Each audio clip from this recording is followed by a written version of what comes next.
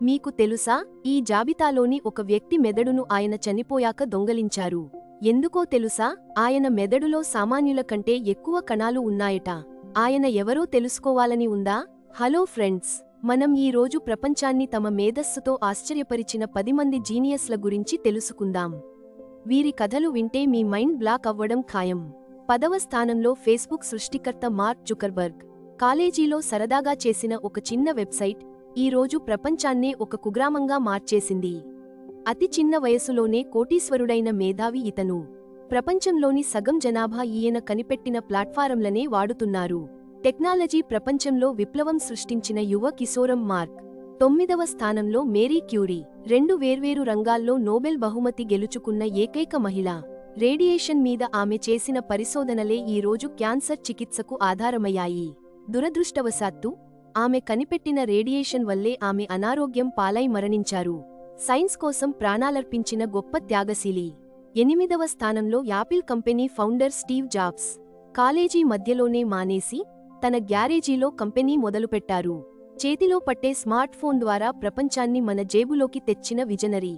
స్వంత కంపెనీ నుండే గెంటివేయబడ్డారు, కానీ మళ్లీ వచ్చి అదే కంపెనీని ప్రపంచ నంబర్ 1గా నిలబెట్టారు.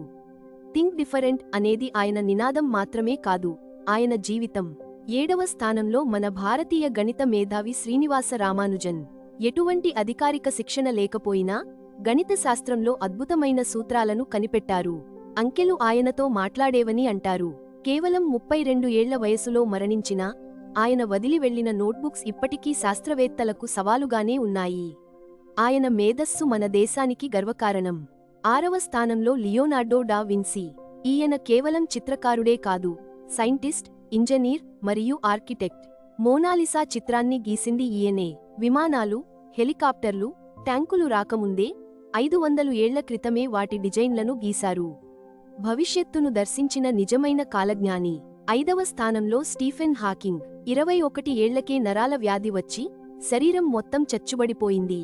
కేవలం బుగ్గ కదలికతో కంప్యూటర్ ద్వారా మాట్లాడేవారు. శరీరం సహకరించకపోయినా మెదడుతో విశ్వం అంచుల వరకు ప్రయాణించారు. బ్లాక్ హోల్స్ గురించి ఆయన చెప్పిన విషయాలు సైన్స్ను మలుపు తిప్పాయి. సంకల్పానికి అంగవైకల్యం లేదని నిరూపించారు. 4వ స్థానంలో థామస్ ఆల్వా ఎడిసన్. బల్బును కనిపెట్టి ప్రపంచానికి వెలుగునిచ్చారు. స్కూల్లో టీచర్లు ఈయనను మందబుద్ధి అని పంపించేశారు. బల్బు కనిపెట్టడానికి ముందు 1000 సార్లు విఫలమయ్యారు. కానీ అవి ఓటములు కాదని, పనిచేయని 1000 మార్గాలని చెప్పారు.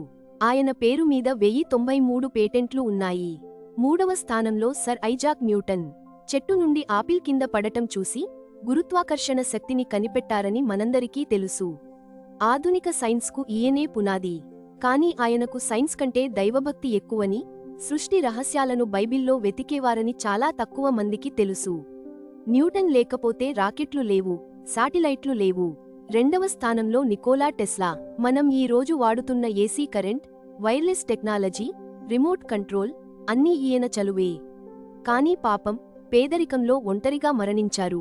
భవిష్యత్తును ముందే ఊహించిన టెస్లా తన ఐడియాలను దొంగలించినా పట్టించుకోలేదు. డబ్బు కంటే ప్రపంచ ప్రగతి ముఖ్యమని నమ్మిన నిజమైన నిస్వార్థ శాస్త్రవేత్త. నంబర్ 1 స్థానంలో ఆల్బర్ట్ ఐన్స్టీన్.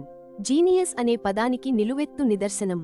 చిన్నప్పుడు సరిగా మాట్లాడలేకపోయేవారు, కానీ ఆయన ప్రతిపాదించిన థియరీ ఆఫ్ రిలేటివిటీ విశ్వాన్ని అర్థం చేసుకునే విధానాన్నే మార్చేసింది. టైం ట్రావెల్ సాధ్యమేనా? నక్షత్రాలు ఎందుకు వెలుగుతాయి? వీటన్నిటికీ సమాధానం ఇచ్చింది ఆయనే. ఆయన మెదడును పరిశోధించిన శాస్త్రవేత్తలు ఇప్పటికీ ఆశ్చర్యపోతూనే ఉన్నారు. వీరందరూ వేర్వేరు కాలాల్లో పుట్టినా వారి జిజ్ఞాస వారిని కలిపింది. మీలో ఎవరికి సైంటిస్ట్ అవ్వాలని ఉందో కామెంట్ చేయండి. తెలుగు ట్రిల్స్కు సబ్స్క్రైబ్ చేసుకోవడం మర్చిపోకండి. జ్ఞానాన్ని పెంచుకోవడానికి, వింతలు విశేషాలు తెలుసుకోవడానికి మన ఛానల్ని సబ్స్క్రైబ్ చేసుకోండి. లైక్ కొట్టి మీ ఫ్రెండ్స్కి షేర్ చేయండి.